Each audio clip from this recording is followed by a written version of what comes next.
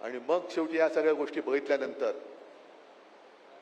खरी जी काही एक जबाबदारी आहे ती आपल्यावरती आहे, महाराष्ट्रावरती.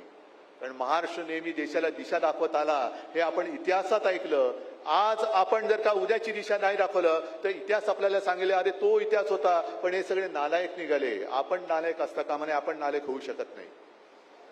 ठीक आहे, काही वेळेला खड्डे येतात, पण त्याच्यावरती मात करून आपल्याला पुढे जाण्याची हिंमत पाहिजे. आणि म्हणून मी नेहमी एक गोष्ट आली सगळ्यांना सांगतो, म्हणजे आणि म्हणून असं नाही, आणि म्हणून कारण अजून मी काही दाढी वगैरे वाढवलेली नाहीये खाजवायला, तर आणि मला अशी दुसऱ्यांचे वडील चोरायची गरज पण नाहीये. जे आहे ते एसन्सी त्यांना सोडून द्या. तर लढण्यासाठी जशी तलवार लागते, तलवार पकडायला मनगट लागतं ना. आपल्याकडे गोवंश हत्याबंदी आहे, ठीक आहे, माझा त्याला काही विरोध नाहीये. पण जे किरण रिजिजू बोलले होते की ते गोमांस खातात ते तुमचे मंत्री, आणि रस्त्यात कोणीतरी एक तुम्हाला संशय आला, जसं तो आर्यन मिश्रा गेल्या वर्षी मारला होता कुठे हरियाणामध्ये का काहीतरी, मग त्यांनी त्याच्या गाडीमध्ये काहीतरी मांस आहे म्हणून तथाकथित गोरक्षकांनी त्याचा 30 किलोमीटर पाठलाग केला आणि त्याला भर रस्त्यात गोळ्या घालून मारला. मग त्यांनी गाईचं मांस नेलं हा संशय आला म्हणून त्याला रात्रीचा पाठलाग करून मारला. आणि इकडे सांगतो की जो रिजिजू सांगतात ते गोमांस खातात, ते तुमच्या बाजूला बसून वक्फ बोर्डाच्या सुधारणेचं विधेयक मांडतात. नेमकं तुमच्या हिंदुत्वाला काही शेंडा बुडखा आकार उकार आहे की नाहीये. आणि मग शेवटी या सगळ्या गोष्टी बघितल्यानंतर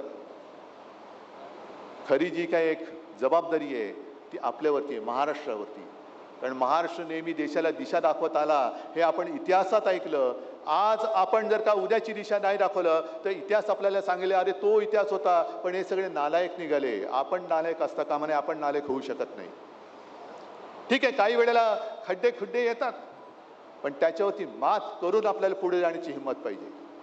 आणि म्हणून मी नेहमी एक गोष्ट आली सगळ्यांना सांगतो, म्हणजे आणि म्हणून असं नाही, आणि म्हणून कारण अजून मी काही दाढी वगैरे वाढवलेली नाहीये खाजवायला, तर आणि मला अशी दुसऱ्यांचे वडील चोरायची गरज पण नाहीये.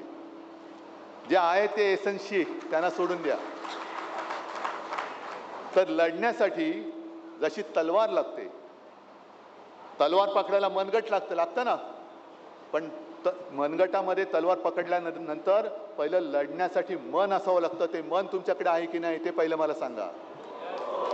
या सगळ्या अगदी हा पराभव मी पराभव मानायला तयार नाही.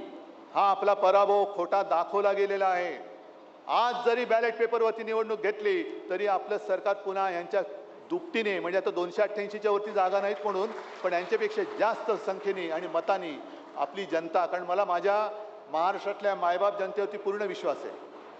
जरी आपण मोठे केलेले हे गद्दार उफराटे निघाले तरी माझ्या महाराष्ट्रातल्या माता भगिनी आणि माझे सगळे बांधव हे असे उलट्या काळजाचे होऊ शकत नाही. यांना यांची एक दिवस जागा दाखवल्याशिवाय